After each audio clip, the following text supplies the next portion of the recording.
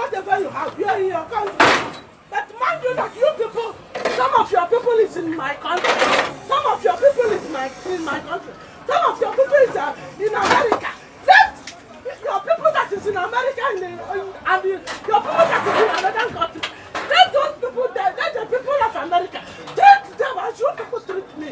Let your people in Togo, let the donation, let you treat them as you people treat me.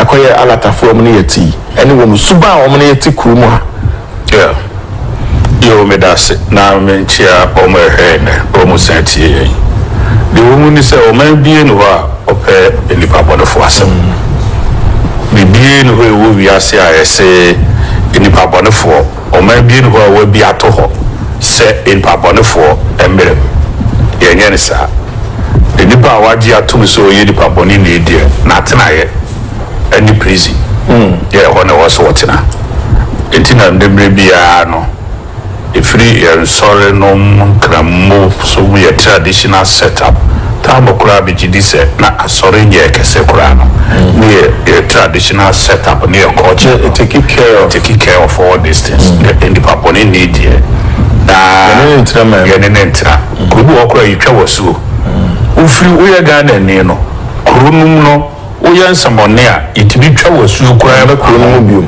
ensi kurum ho no kura biom office ensi kurum ho no kura biom akọ enti ni twasuo enti the biggest aye woman is kurubia so no all over the world kurubia pe ahoho a omo ye pape wonu dia ebetumi aye adwuma no wono matena ye kurubia ehwe no oman bebre ahoho eni develop ho dempo America ahoho eni develop ho la say no opportunity in Singapore and near Asia omo foreign minister as well catch any say Singapore kran omo hwe mo enche ombe short to labor wow ma just ombe pebi wo baby Australia short to labor e wo farm hands omo be ko fu ma ko tete anka no ne strawberry no msane ma yes how omo fruit you know omo short to enti blueberry bia mo ko short to labor yes yakasi ya short to labor ni epenipa na nye nipa umudi nsamane Ghana ni Nigeria ansheda India sembia omo na for over the years to bebe kwa me bra no mbese mieno ene mo fase no be na yakọ omo ko to tipu kakaka bi na eba na sesi uko me na ne esomea abatre no ye kwa na chesa manfu di asa wachiri ye ni agie eti onu mo kwa bebre so o maboa and yes so kwa bebre so o maboa here share the positive side in develop onu mo yi alata ana Nigeria omo population size se kura no omo ye powerhouse in terms of population size yes and yes so ye de no the one see sade yes you would be there yes you betimi no matter yeah se kasi ye ne mo ho ye ho 80 twa kura no a ya de be konkan tibide de mesre ni se ye wodi pa bi wo mu nsoso a wo ma dwen no bo ho a enye different na no so ti ye se na nkrofo bi so wo mo ete wo mo ho voter region akwa akote on country e wo voter Central region. Wɔn yɛ Ghana for nso so wɔn say wɔn te wɔn ho. Na wɔn akɔ akɔbie ɔman foforɔ afa atena mu a wɔn ahyehyɛ wɔn mu sikasɛm enyinaa ne sɛ wɔn mu si afre wɔn mu sikasa. Na saa nso so yɛ. Nso wɔte Ghana adwene ɛwɔ ne tiri mu no. Yɛte Ghana ha yɛ wɔn obi obedi nsɛmmɔne a wɔn kura no wotim ka sɛ nti wei yɛ Ghana for ho ana. Yes, last crime TSA so obi wakum nipa a wɔwie watwitwa sigya so ya ɔno awie Yes na adwenya papa. yes am robbery dese Nigeria fo ni ade a ye mo keke bi nso betima ba na adwen ye o ɛna obi abɔda mo a no pɛso okokuru enti wɔnam nam ade ediri beduru bi ana de it is possible so omo ebe inu mo ma we tramo say Ghana no ye kwala de bo wa ye nim ba bia o mo ne nam des Okay. Oko Beni a ubi shia bi. Baby a beko bi a ubi shia bi. Ghana for so ene eko ho. Enti omo epese tu mu nchire no enti na advice bi ba se mo hwe na munye ni Ghana ni Nigeria nya aboa it's a very negative development. Enti yensu ane hwe kwan a yebetimi atena ho na yaye business. Ye kan Ghana for ni bikura aware Nigeria for. Okay. Nigeria for bi so aware Ghana for. Okay. Ama na timi amana yi ya coexist. So that transe mbe bikura ye bobo no World Cup bi Nigeria nkobi. Se Ghana e ko na nimu a na Nigeria for celebrating ho. Eda Ghana so ntimi ankwa Nigeria beko no. Ghana for nyire ebotwi e ko support to Nigeria. A country live amicably over the years. They have traveled at the top level. The former president, we said, Adam for Pani, good luck, Jonathan. The current president is Adam for Pani Buhari. Who said, you're many now.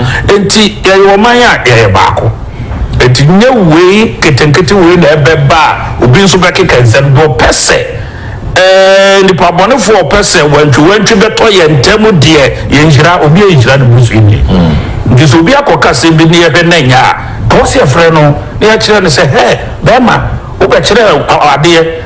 Nasa Suba way, Yamfemetragana school munchra, Emma Ghana for Yampebia flew hop. A friend I walk watch the 2 Sampasi. Yes, baby, I come and Namadi Aziki, Kran, and Befa, come and come out of the NTDA. One I walk, come and Kumakura, NTDA.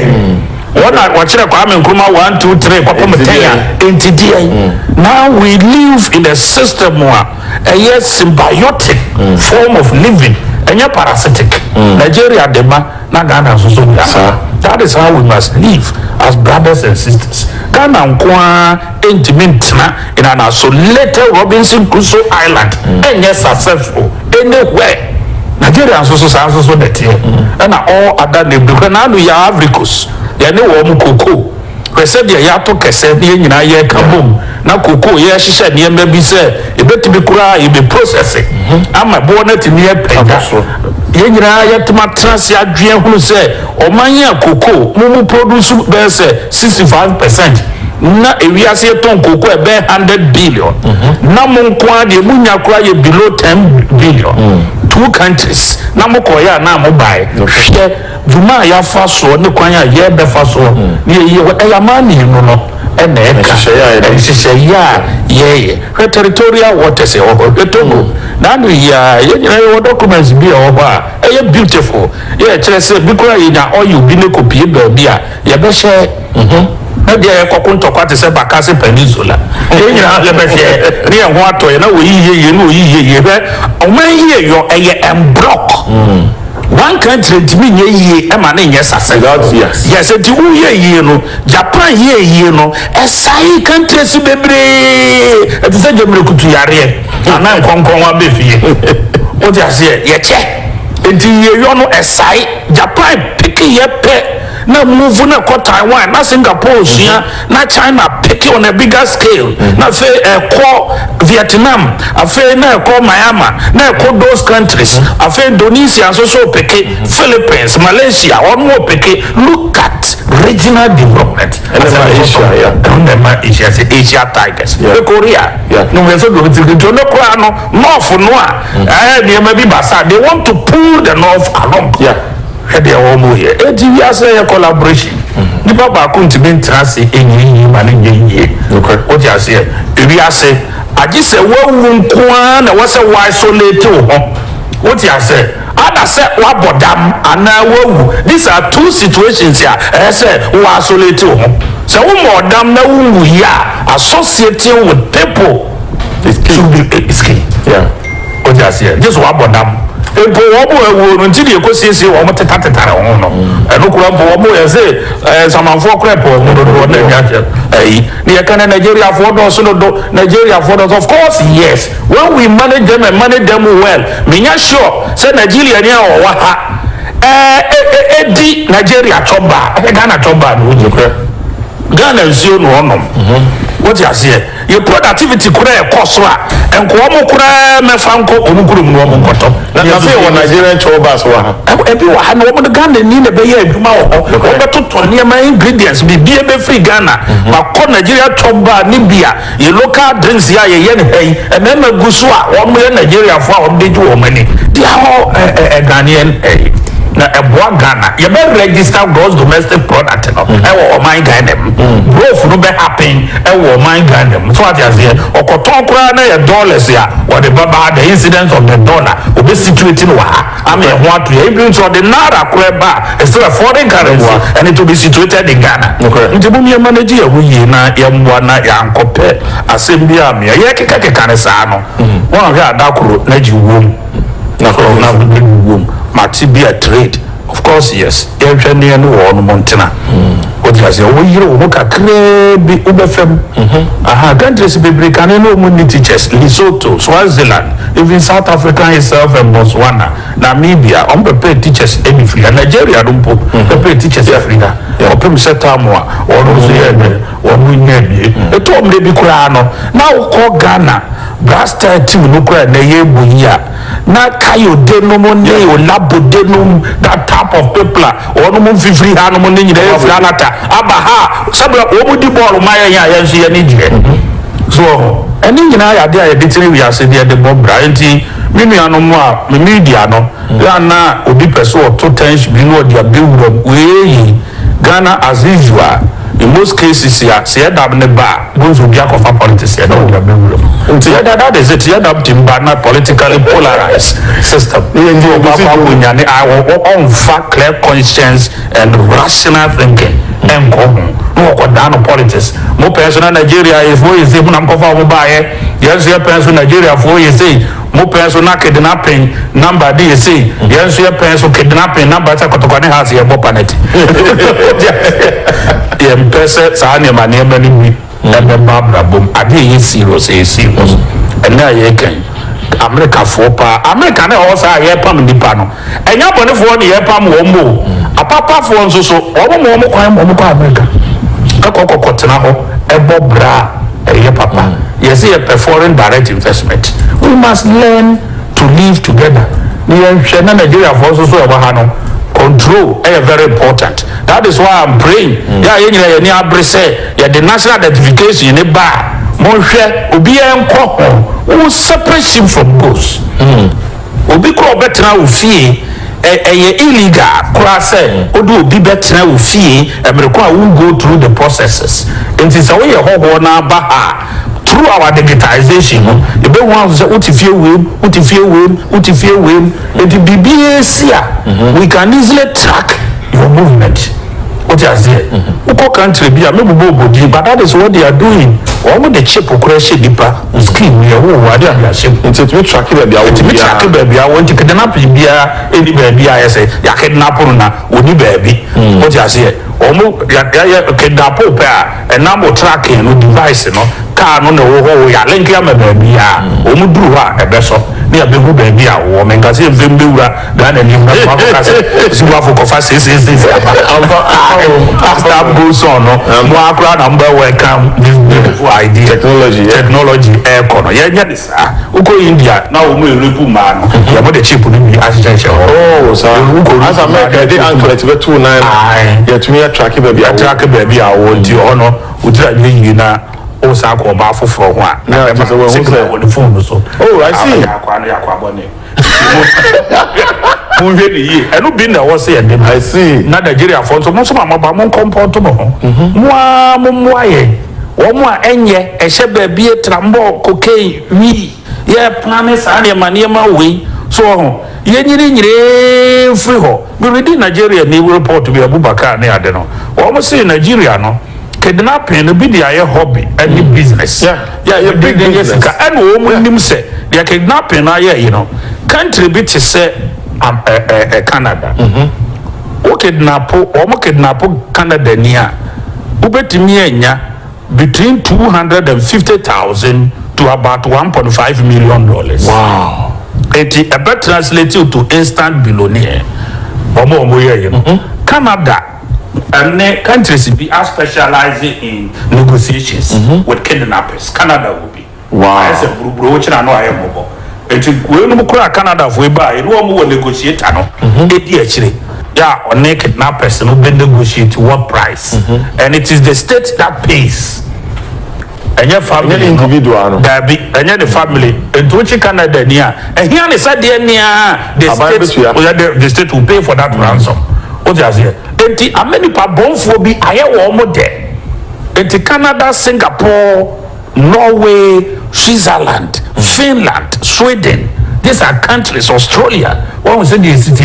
Those countries, and the Liechtenstein, the Luxembourg. Those countries, but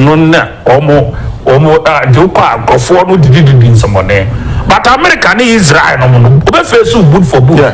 What you say? Aha. Think as I go for a time and get on mobile through plane.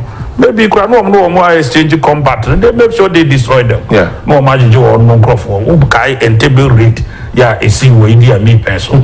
Aha, said Israel for me display until you won't pay for anything or no member. In the countries, until almost kidnap on us, so much. So one minimum given. That's what we boom we never had no more than number free Niger. Why we in no? What is Obia Kogena Booby?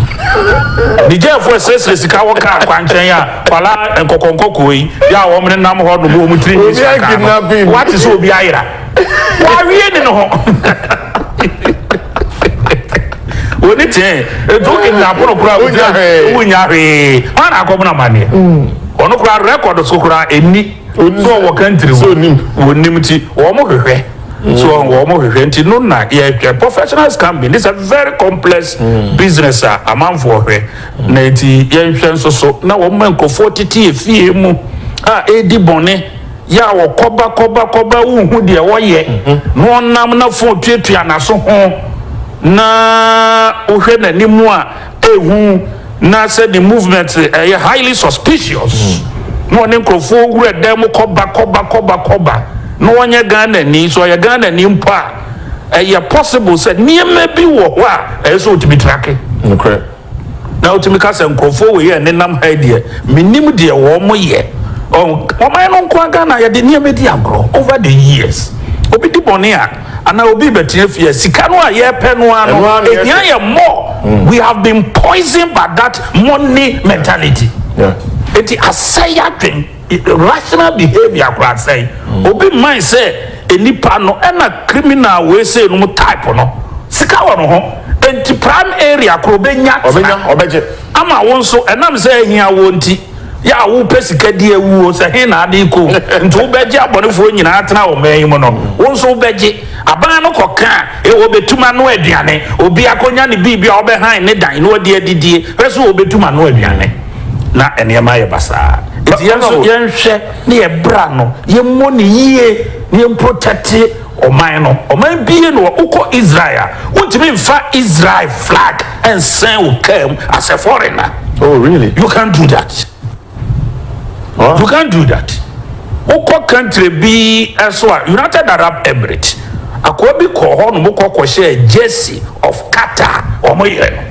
Wow. Yes, ultimi nko FIFA obi nom niam man bi kura o mo ne no won tokwa. Yeah. It is all ko baby to say Southern Cyprus. Yeah, your friend is Cyprus. No ba chem you know. You were Turkish Cyprus and you were Greece Cyprus. So we Greece Cyprus. Now she Turkish Cyprus. Ravdenta sinumukro mu ono montade and the Turkey na ya yen sunuman bi ak bi sa na sunume yiba star bi dem red no edene ne na mayi a wow better so enti the American say Ghana for ni hwe let us cherish our country. Let us help to protect our citizens. Let us be each other's keeper. Ne nyere ye ho yisika no nko an unya na oni aso dua unya hwe and o man bia no man ba kunye yie nipa ba kunye yie it is the totality of prosperity and progress and security and your friend say ya chechere wo man. We were talking about that. We would like to tie that into our next topic. Yebehwe aban ninyuma wodi afi so said dia aban timeline no esitie na wo so ankrakra ana yimaku ana se community said dia mo so mo betumi ede mo ho age aban nyuma ekoso ni ye ne Mr. Thomas Kusibuafo na edi nkomo ye CEO public sector reform na wo hwe said dia wo cheche from we dia ye the prepare ni so keke honorable honorable de benya frewa ne sa ebia ebe kakra no wa ne minister yenhwe aban ne nyuma odi the timeline now linking it to how the ordinary Ghanaian can be roped into what our government is doing right now. Mettre California maybe any so. Ya Christopher. Obiya Jinyamidi. Onya Kramoni kwa Christo ni. Onya Christo ni wana kwaso kwa odi bisi nyame wa homo mpaya ufri nyame. Di womu nie. Nyame bo omai biya potential mano. Aka ose ube develop no. Nyame develop no. Obo potential no ne dema. Afi na wawa ede we develop no. Womu a etimi develop no omu potential no. Womu na akwa nimu a enemi no mienu yehu saa oman no a ne ye ni bre pese ekoho. Ka wo hwe bra ne ye yi no akofo to adan wo ho ye monyem kra ne ye bewo a ye tumirika ko wo ho ntem se ye mbe ye citizens. Womu potential no awurade de ma wo mo no and wo mo harness to development into ba potential bi ni asase obabu okra oni asase what you say a bit in so yes obi ni asase and what ho obi kura abo and e won kuro Israel no kura wo ba abu mo no ko wo ma asase obi TV obi o man gold obi no man oil ohunu so hwe obi obema no gold ohunu so hwe obi no amane diamond ohunu so hwe bauxite ohunu so hwe ensuo kura rivers obema ne bi ohunu so hwe abo kura esisi hoyi a ye dwai ede ya kwan obetimi di amano Ghana abo eye for 1000 years ene ye betu awie ye ohunu so hwe ke wasa ye ne ye ton abo ema Burkina Faso Niger ene Chad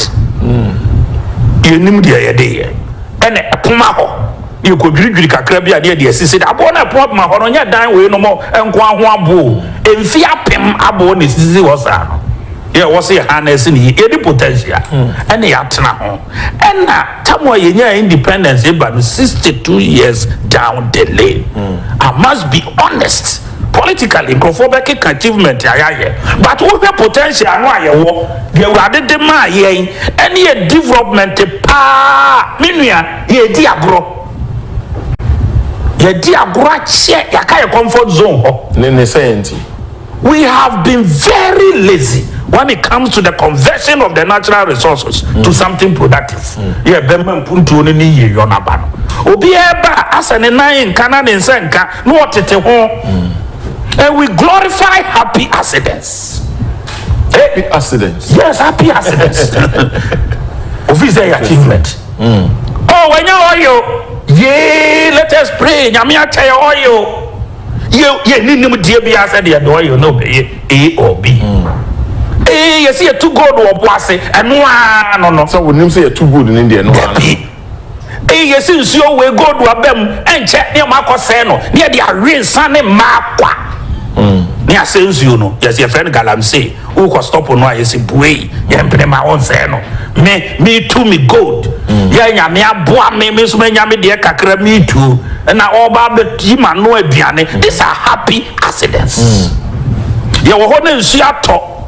A woman's a bano ya dear Kakaba, the Siota, Ube Unabo, dear Wemu Naba, near Yame Kakra. What you say? Near the Pia, Yanni Densio so say, a beto, a toy near Niaji. It is only a happy accident. And what's a near twins you know of former war that you to the best near all year round agriculture by way of dams. The zona to was as you know, a fire.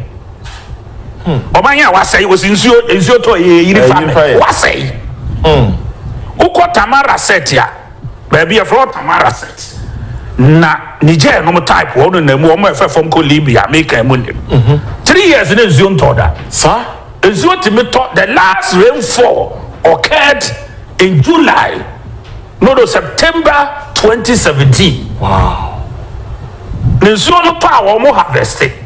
One single rainfall can supply the entire town by way of irrigation in Sia or Monum.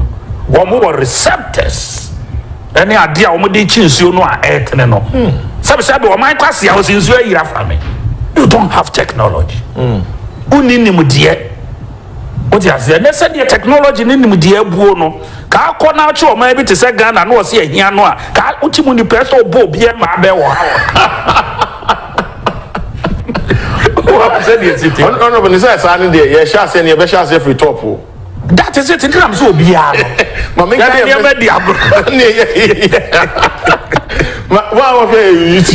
the man a posse at a point, but Mr. Kusubafo, Emerson now will build the momentum now could do baby. Now we can't say, okay, potential. Now, here said the city, and car say, Undum say, thank you, here so far, Koya. Ghana gross domestic product should be $200 billion by now. Yeah, the near media grow ama yakuyenem near BH. Yakuyenem near BH. Na the Nina say a quanya fasum manage economy no and na policy direction, continuity, and sustainability, and so high. Yemfem share papa ibinya ba in say the system ni is so polarized to essence what they are the pakreba no obi sinye no obi create me to for say national identification card monko register ye boycott na oman ye nipa say ya owo sa adwin we etimo na oman no visa o kanko enha Ghana nya independence 62 years idi Yenia ya ko IMF for 41 years say ya say ya mine ya say ya mine ya ntimi enti yakoya say akwantu no a ye ko no si frinkran na ekọ Kumasi na Kumasi ya final destination ya pe ka ne nye ya say no ntino da bia ye num si ye bese no na ya fita ni di echi ngi fita no ni IMF enti ya we ya ne santo hwa 16th time ya gina ni amaka na say ya ma IMF wa be oye no odijaye ni aka ni ebubu no oye no odijaye ni aka ni ebubu no eni aye ne say ya free mu kure ni 3 months the last feature which is former president any NDC dia ko ye no obuko say car no your friend no extended credit facility IMF dia no oba no PAMS card dia ba what your structural adjustment on also swaba ERP1 ERP2 and mun nyina ba wo mun nyina ye IMF afitafo ni bidin do ba ye your friend no ECF extended credit facility on also ba ye no oja e hoko less than 3 months ago second up ya and was sa ne ma ko say afedi me wie ka no na monyenka Ghana for no ntiase o mu fit say ne aye yie me Ghana for bi ase a na no mitietie obi say oh ye ho kire yen na kanene niamma na ginsemu na ye ho kire ye say me to me humra Ghana ne aye yie looking at the potential no me hui it ye very ye ho follow good policies and programs ye follow enti no oye ye enti die ye hu hwe meti say abanda da do kure can be say ne penso economically na yesene ne and my challenge is say hey obi a wonyare na akọ hospital me your operation then you must be an idiot wonyare no akọ IMF ho say what type of economic philosophy and say omanya ye obi bi egu kwan mu no you sign on to austerity under extended credit facility. What what type of economic program no catch the NDC for say accept it say mo koi say mo ka say na ye ho to ye na mo koi ye dia and ye Ghana for nto abantia mo mentia say it defy all reasonableness sa dwe mutie it defy what you say obi a wonyare wa dwene mu hawo no wasori akotra salam say mabodam wana beto ase ye wo ho asalam no mabanse me so mabodam ni bi and yes I would know say hwemu pa o Liberia ekọ wo se Ebola ba ho won kọ Sierra Leone se Ebola enti okọ Guinea ese Ebola okọ DR Congo se Ebola okọ Ukraine se Russia be invade no ho ni sika se mo asai enti okọ na o Ghana wo so economy na ye no wo di akire John se me so me ba ECF no bi no mate se enkrofo bi ba na se cheska ho hode Dabi wase wo man no na wo kọ ho nti Ghana project say o wia no ho te say obi a AC aye no no kọje aduru ana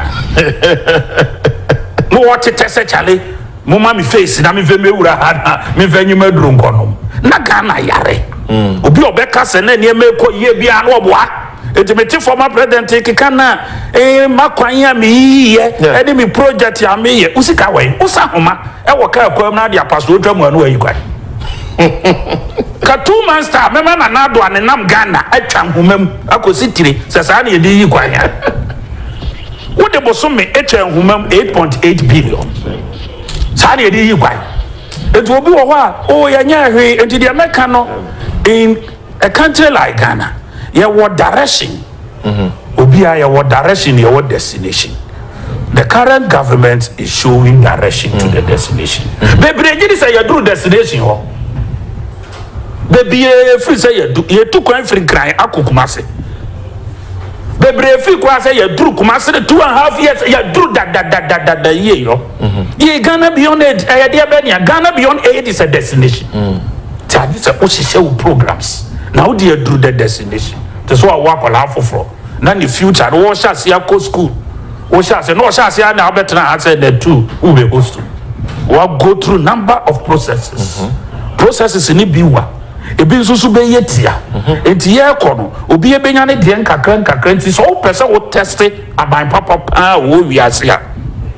Hwe ne program no a wale no say tackle fundamental problems. The programs and the policy, free education. Nabusa who say, is it tackling fundamental problem of Ghana? The answer is yes. Me kusibu afobaka say free education in Bama. 2 years in ni obiya mebusa me say the school fees da. And so for the past 10 years, me afi bia menya nipa me ensade omo ration. And so me ntibi. So I was a trust in Busam who said, and today paper there see Ghana for Kwada Muko school, no more attack in your school fees. No fastenum, Mumma bomb attack in your school fees. Me now for Numbinoma, Mumma bomb attack in your school fees. And now Kwala do matter to me, baby, Mumma bomb attack in your school fees. Answer say, Sena a setting a kufuado at the Adebiaba. And I me Abebwa me Kusiwafu. Yawe Empia, also so Abebwa war. Etibusa. Offer the tallest. It is all that when we hear direction, no, I saw my nefa. And then what can SHS? What can be differ? TVET, any science, technical education, or this education. Is it a good thing we are looking for? Planting for export and rural development. Is it a good thing? Yeah, you bet me. I hear a dear money at Toby, cashew, you bet me, dear. Abe ye betimi adua enwo kra ye wo deficit e wo Ghana. Wow. Yes, you confirm oba. Enwo aye ne oil no confirm free go man bebre so ba no e de ye na ye cooking oil no mo de na ye abe ne ma convert. Enu bi ne soap aye confirm be nyina e abe no one provide here with the soap. What you say? Ye timi adua bi even kotal kra ye de abe adweno ne hono no ene ye de ye kotale no e de ye uko Malaysia ebi wo kama ya wo matimi aye ti ebusi e ho say sa direction ye planting for food and jobs. Is it a good thing? Tenase you politics free utirim na tenase dwen as a clear thinking Ghanaian nyame onso ya nyem aboso me nkro no bi awo wa ko school unko bi da kura tenase dwen ho say planting for food and jobs na the answer is yes. What 2 billion akoto aduane you have all the potential say ube produce no ha et ube here program a sa nyema nyina ube substitute enti da bia be hu oh enemies mayi minuma kura no currency need depreciate yes say unim se sa nyema we a obetima ye no currency need depreciate wo say depreciate planting rearing for export rearing for job and food wa hwenefe emo aye be yen enkoko very soon the president is going to launch it na mo wo ha poultry farms mo ye mu preko mo ye mu nwan mo ye mu mponche mo ye mu anantwie said ye no mu day efe o di azie na no me kwala bi a se wo kwa asaman tamfo no mo kwa mu ho tum kunkum mboa eko enkwala bi atam dua no a na asina krante no a srade na trafa ho na omo tafre ho se ganafo wonya kro berry o ti ase omo tafre ho yenum ye de enti yehu sa na ema na ya hwesan no hydro ebe yi akwan wo hu bida for development authorities yeah the this zongo development eba busa ho se eya depa what you say eya depa politics no yeah be digitization yeah NIE register eya depa one village one da so be friend dug out to cry is it a good thing? Yes it is a good thing ne bi ni ho afa ni ye ana de bia wo ye bia wo benya teaching problems and lazy minded individuals no wo enum nim de chase for negatives brody kra wo chi no kwasi brody e friend no John White who didn't see her you will still find a black spot on the body no and that doesn't make him a black man uchi bibinia ya bibia na ye tumsa o ube hu bibia ye kokko kakra wom and that doesn't make that person a white man it is also who chase for the negative for which most of the media are being built to change for the negative sir who betie wo be poison I was coming to the next question. The good thing don't allow people to buy your conscience. I say one district one factory yeah aban here no be say wona aka say ubesinsi ubesie na ye de tie ase ne say enye private individuals and the wo na wo kan so o mo ba be yenti one can say ube facilitate ama empo existing businesses are egu wa recapitalize them am wo ma retool na wo ma timi agina wo mo na so enti age hu wa o ma bie ni ho a eye serious this time there was OC factory na private ma betimi aye ne effectively abano beji ama no ho onya ban papa wo si factory agidie amanfo ntimi ye yi kwan ye railway eso a big project ye yi akwan a big project and you route it through contractors wonko TB as government na wo the contractors aye individuals na ama omoye school projects free education no one individual ntimi nka so obna you free yaban yasem what you say enti una wo lay programs ne san no facilitate ama the private sector ebetimi take over no what taking over immediately no the jobs number all over the world. I mean with 90% here private sector employed. With our experience, nimpo me the me to say aban ni enyuma nto ne hoso because with history I wo Ghana civil service ni eyi no kra no ye beba ho no be very good. We are now say phone line 0240550899 0240550899 ofre ya no acha yudin any baby a wo free ye ne Mr. Thomas Kusibuafo eni edin komo ye CEO public sector reform afi ye be shift enkomo nako ya public service nim ne wa kan nyina no how do Ghanaians come into this? I feel so. Okay, so me say some will buy into the negative, and the media is doing sometime negative reportage. You better sure you clarify on now for year. Hello, good morning. Hello, morning. Yes, sir. Me patrol dini baby I free. Baby Joe ni me free kumase. Joe yankoso. Me am father o my no mam lega tra me chira area Mr. Me patrol so pem ready and chane yankoso. Ne yanko yanim. Yem ready sir. Oh, Mama Sandra Poku so cha o de bi o ka kire me for director abo. De bi an. Me ni ame ko so na. Me ko ma sam so ni na sam ka kire na mpasa me kan se. Se o ka man pani phobia be trom se de re ko ti go afu kan. Na se o ka bi e no ma e ko so a. Na se de re ko ti go afu kan no. NDC ti wa ye amanyo phobia abeti kan so a.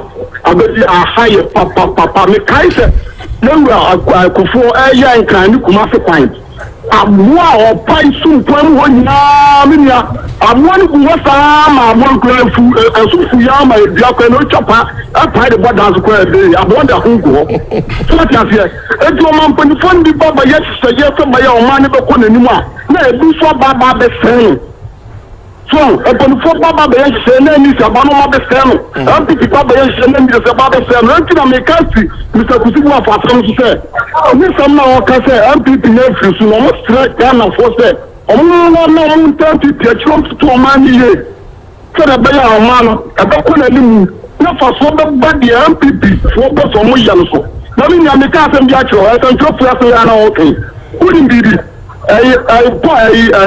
apuya o ma banyini ya tsam ya tumu asan tofo bu ko ma fi ya o kan sam bi etubu nkofo na ni Achese apuna ya tumu na kasa utu busume na busume na kwa yi na ma opunu nyina ba o ya se nwa ni bi sa season na ye sa time no aye time nwa na apai o mutu ko sel ku punu e mu ja o busume na no ma tima tu ko sel o mi na ku punu o kasa ya tu punu busume no amwa ko yi na kasa o so se ni mi go o punu ti sama na perform bu for na san chop no you've made a very good from moment abadi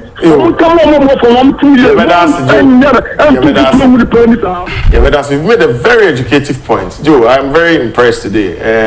And then all the politics are 20. For 0240550899. Simple explanation on the mind. Where the honorable Sibu oh, sir, you know him dear Kakra. Mamma, in fact, the corner member. So, hello, good morning. Yes, hello, good morning. Good morning. Yes, but you didn't maybe I will free. Hello, good morning. Good morning. You didn't maybe I will free. Oh, the Catholic as well. I'm going to go one. Me patron koso. Seven okay. In some way, over to go for aircraft. The papa no be mama no phones about that. But we need to spend car. No,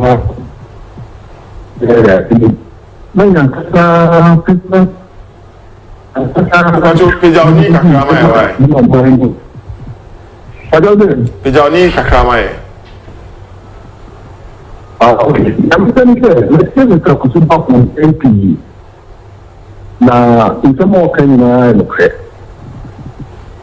so then of Kata, yes, Papa, when and your mom and the new block and the year, well, my please about my many that the last one. Only 4 years, 8 years. Of all the new things are. Now, I buy my unit to find out if it's not our main one.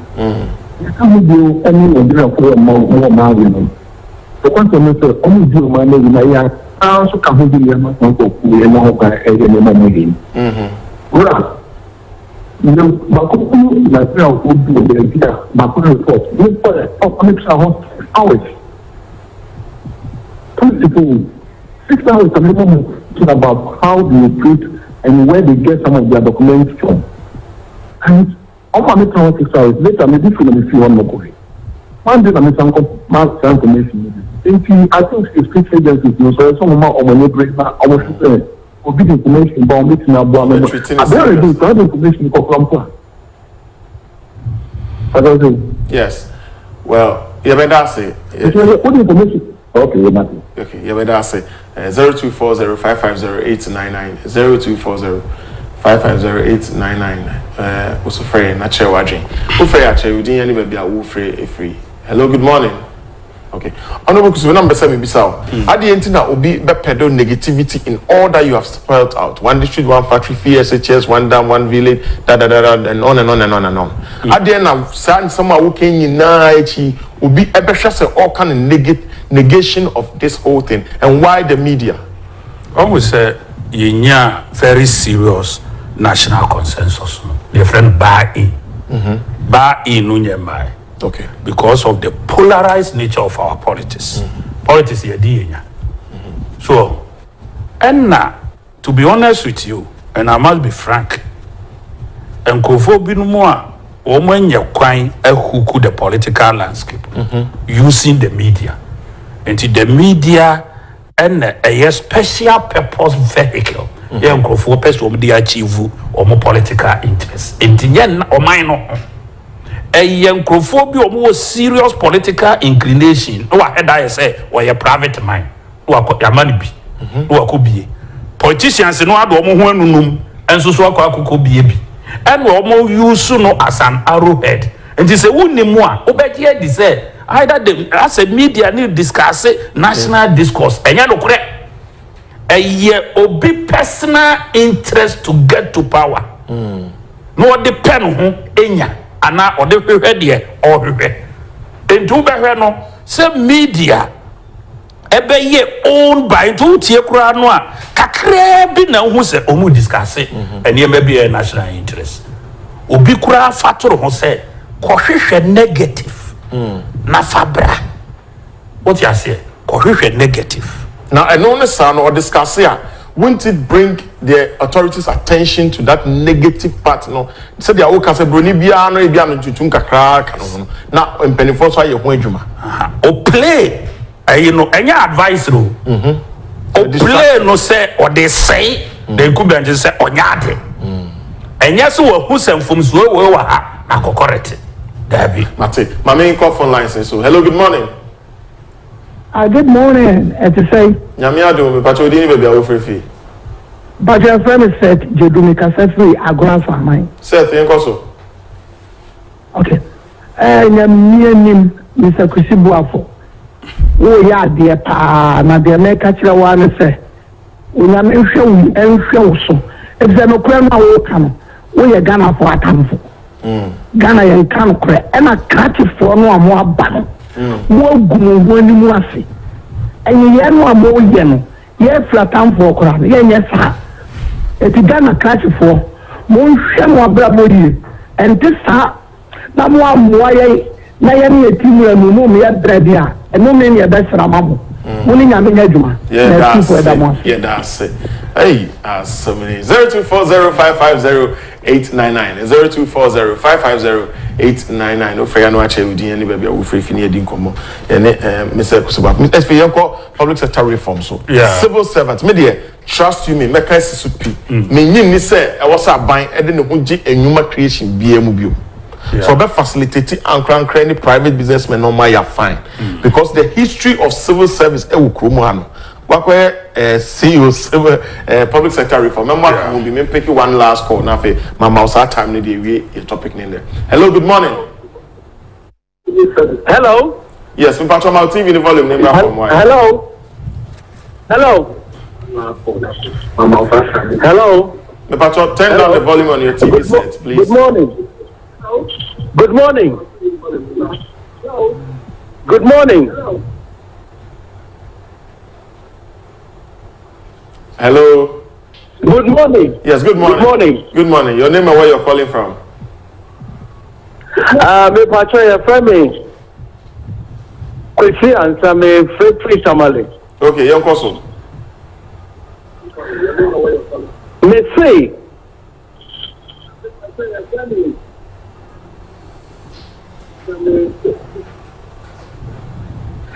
masem nyina ne say Mr. Kusibuafo ebetna video bia na so o church nsemu a aya na makoma atomiyem esan say propaganda na odoso o trance no church nsemu a aya na menije na me sese me ma oye ne say yeah, Ecosubiano, they should try and comical it. I didn't know near my pa, Ecosu, no one to me end that idea.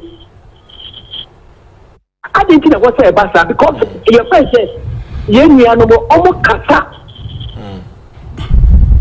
Whatever is going on, some real sector, say your friend say the health. Near Echo Sudiano, Mr. Buafu, I think in a one chronicle. Many we are seeing because Kasame Dawson. Yeah, because of the opportunity. Yeah, that's it. What's some name said the question baby. But Mr. Kusubafu, interest civil service involvement. Yeah. Public sector reform. And then I'm also more I reform here civil service. Oh, and you might be but no one will say anybody also send the power a check. Any part and then the last one will be reform. Sir bridge here wahai. The car say accident ACC Bobo nipa no. Ube hu say see ana ban the bridge na si ho. E no de enche. We se me kwan ye e no de enche. Sika no wo ho nko a.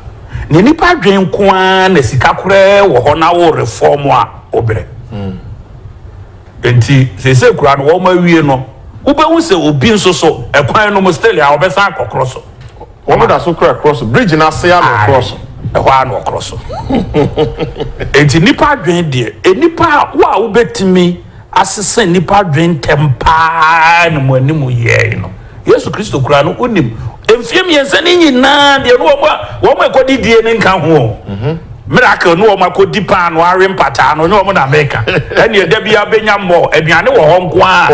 Wo no mbeba. Na ye wo sesen wo ma bedi wachi ono mpo no ne wo nachi no anaso o course rahemban mu no achi no na ne wo ma edi nachi no kura pese wo mo san ko eden wo mo san eko eposo no mu gya nyamsam no kan na obi kura ne nam pese wo ton ni di so there is always Judas within every Judas or reform and no bi wo ho but ye nyina gitum na society no so gitumu a sometimes we better from baby a society no de no enti na sensitization yipa no Ghana no obi kopɛ service bia Bible na wo tia no edi ni tirimu dem ne dance ne say obefa process so eto otu din connection connection bi eni ha enti unya connection bi e ma me unye say enti wakono process ni ye circumvent na ye syndicated says wako DVLA wako passport office wako ha Goro boys ni ade gu Goro boys intimate time no ho nko plant no ho all of a sudden emreko a obi welcome no yes enti ye won krofo a o mo te ho a o mo ni aban no edi adwuma no mu chempe onu zu pebi enti so obe ha se a baby bi wo ho no mo on say aboa bia nko ne fidie aboa na ni atepa no ye totu okura na ye de abo no ugosum ne fidie kura obefa no ho adi so o se de sitie no enti o hwe a enti na bibi free NIA national identification be boa ye ni nyire kan ye ma ye reform ye be ne kakran the end of the day ube hu safe one single card kura no yetimi di obi di free payroll so e de obi di so bem easily Oko port wa digitization. Her resistant ube face from the port. Her resistant nkofo be hura gina say yempene. Enti eniema bebreba. Make us say enche of course. Enche be a belanche early July. The reform process. Public sector reform for results project in November. Ye launch ya munyira mbeke ho. Eno na sikaba.